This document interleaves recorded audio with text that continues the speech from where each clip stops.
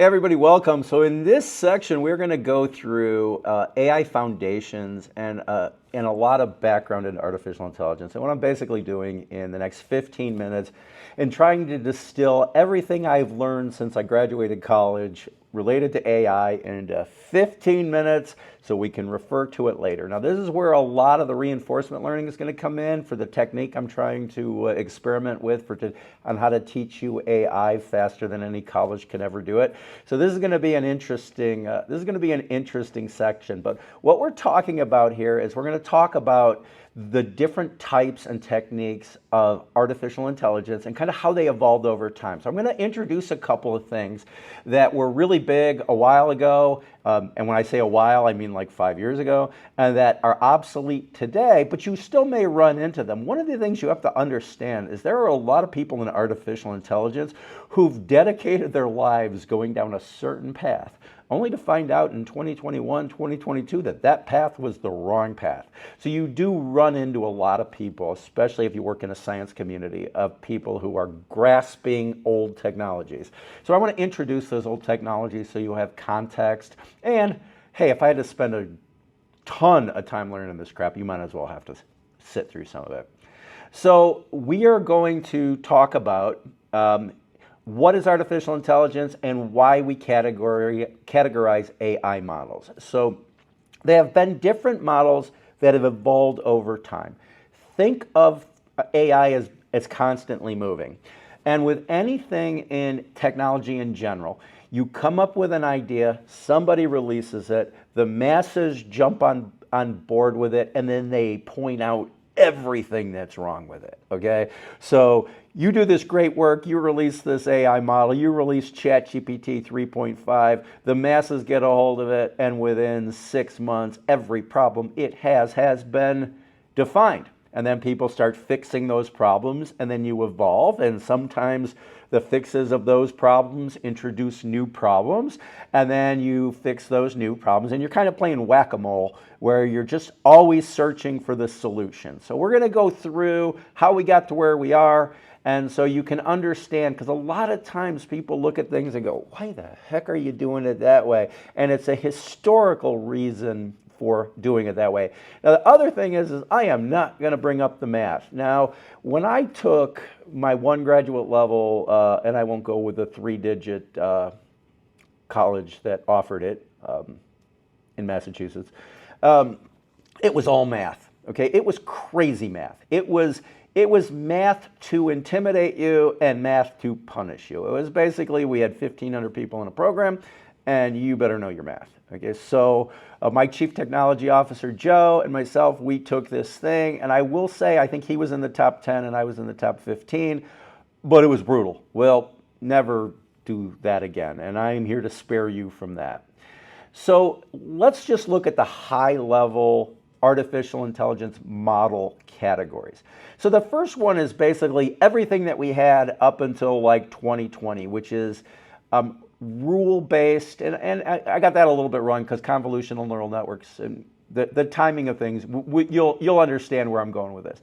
Rule-based reasoning systems, it's a set of rules, and it's really based on data science, and you create these rules and you follow the rules, and they basically have rule-based reasoning. If I did this and I did this, then I did this. It's kind of that stuff that they teach you like in grade school, if so-and-so is so-and-so's mother who is so-and-so. It's like basic logic.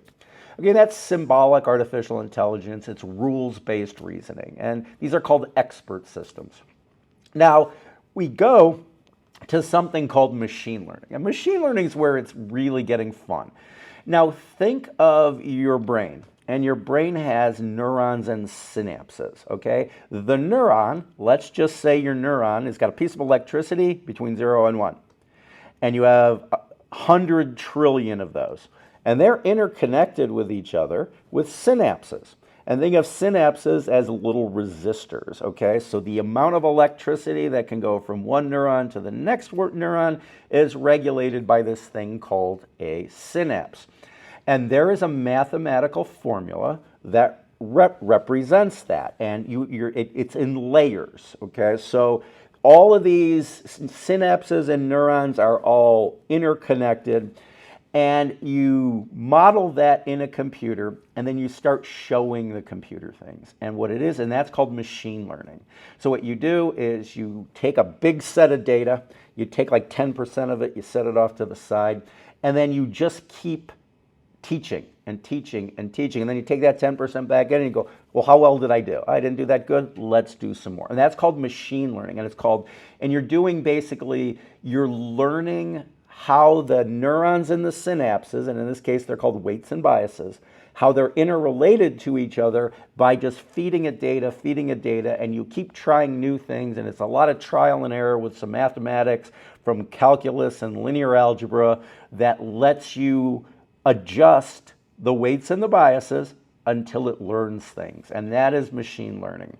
Now, there's a lot of intricacies to machine learning, and you're going to be really happy that you did not have to go through all the math and all the different trial and errors that happened with machine learning and pattern-based matching to get to where you are. And so that is basic machine learning. And then we get into neural networks and representation learning. Now, machine learning is still neural networks, okay? But it's learning the patterns based on just data. Deep learning is it's deeper, I guess that's the right word to use. And this is everything today that you see is really based on deep learning.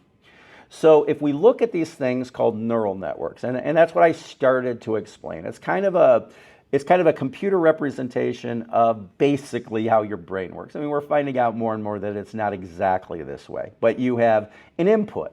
So let's say your eyes are your input, okay? Then you see something, it goes into your brain, and now there's layers, okay? And there's an input, there's layers, and then your final result, let's say moving my hand or moving to the left. So I get an input.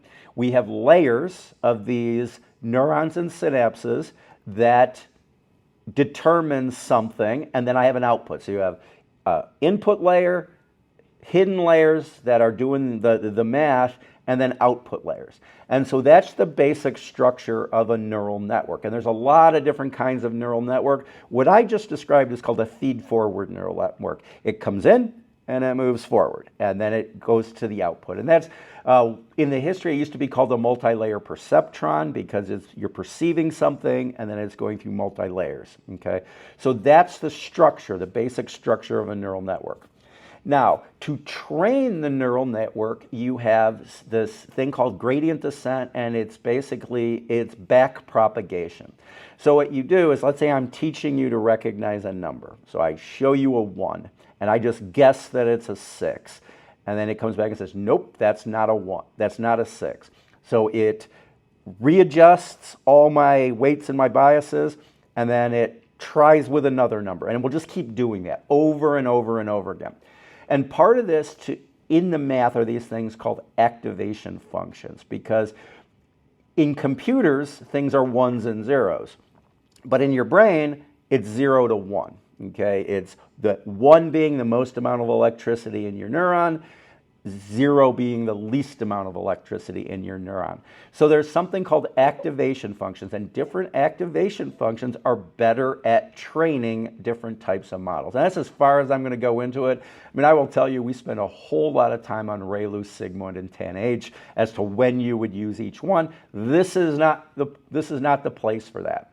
So then what you get with the use case of this is basic classification and regression. So let's say classification, is this a number 1 or is this a number 6? I'm basically taking something in and I'm determining what it is. And that's what we're going to do basically with a neural network.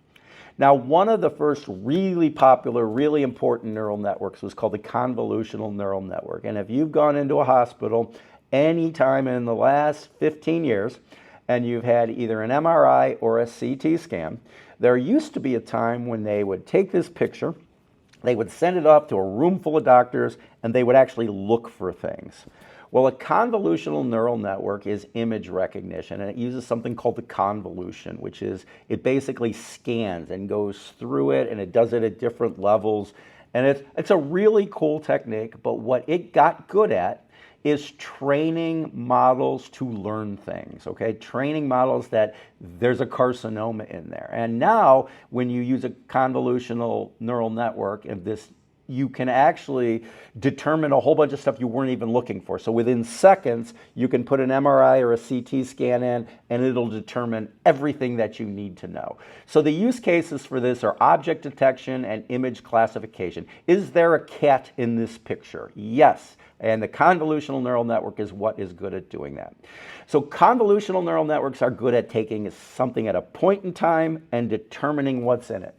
Well, now what happens when we want to predict the future? Predict the next word, or predict, is the stock price going to go up or is the stock price going to go down? That's called an RNN. That's a recurrent neural network. That is related to processing data sequentially. We have a 1, we have a 2, we have a 3. Okay, the next number is going to be a 4. And now recurrent neural networks, because they're time-based, there's some real limitations to them, because as things get more complicated, you need to be able to look further back in the past to help detect what the future is going to be. And as you're doing more and more complicated things with recurrent neural networks, you ran into this thing called a vanishing gradient problem, which basically would mean the recurrent neural network would get confused and it couldn't predict the next number. So in order to fix things, now let's keep going back to our process. The way AI has always worked is we come up with something, it's really cool, we see a bunch of limitations, then everybody jumps through hoops to try to fix those limitations. Well, because of the vanishing gradient problem, they came up with something called long short-term memory, which is basically enhancing the RNN to have more memory so it can see further back. Okay, and then the other thing was GRU, and of course I'm not remembering what GRU is right now. GRU was an enhancement. It was a simpler method of long short-term memory. It related to long short-term memory, but it was just a simpler way of doing it. So what we were doing here is RNNs had a problem. Let's fix it with LSTMs and GRUs. Then we get to the next thing, which is natural language processing, and that's really the precursor to large language models. We're talking about text now. We're talking about figuring out what something means. Now, if you go back to the original translation programs, they were great, because all they basically did is word for word. You translated the one word, the next word, the next word. Well, the problem was the sentence structure from one language to another is different. We have a very weird sentence structure in English compared to like the Slavic languages or the Asian languages. So you can't just take word for word and say, I'm going to the word bank, for instance. It could mean the shore of a river. It could mean a financial institution. So natural language processing was using artificial intelligence to basically turn words into numbers and then have mathematical ways to determine what something means based on the sentence structure. And that's where things like word embeddings called Word2Vec and GloVe came about. And then you had these traditional versus neural NLP models. So natural language processing was again that progression. We had RNNs, now we're going into NLP. Now everything changed in 2017 when this paper came out. Of course, it changed in 2017, but we didn't really know about it until ChatGPT 3.5 came out, or ChatGPT 3 came out, because they're all working on things. And this is from a paper called Attention is All You Need. And that is where they created this thing called an attention mechanism. And that's where you look at each word and you look at the words around it, and based on not just the word itself, but what the other words around it mean, is what does that word mean? And that's how you get the context or the meaning of something. And when we talk about the context window, that's the number of words or tokens that the attention mechanism is looking at. So when you hear the early GPTs or the transformer models had like 2,000 tokens. That would be the number of tokens that it looked at for each token. Now we're talking about LLMs that have a 10 million token context window. That means each word is being compared to the other 10 million tokens in the context window. That's why it's not always best to give the context window a ton of stuff in your prompting, because if you have a 10 million token context window, every token is going to get analyzed against every other token. So, if you're going against 2, that's one thing. If you're going against 4, that's another. If you're going against 10 million, that's a lot of math. So this led into everything we're doing today, which is the encoder-decoder architecture, where you're taking a sentence and then you're encoding it into these vectors, into these, basically that's what it is. A vector is a list of numbers. So the transformer model is what most large language models and most artificial intelligence that we're talking about in 2025, is based on. So that is your model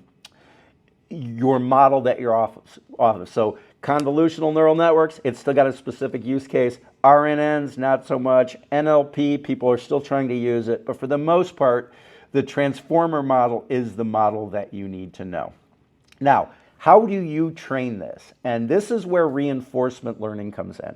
So if we look at the way we build a model, so what they do is they go out to, they do this thing called pre-training, and you just take as much stuff as you can get, and you encode it, and you put the attention mechanisms in, and what you're basically doing is you're teaching the model the basics.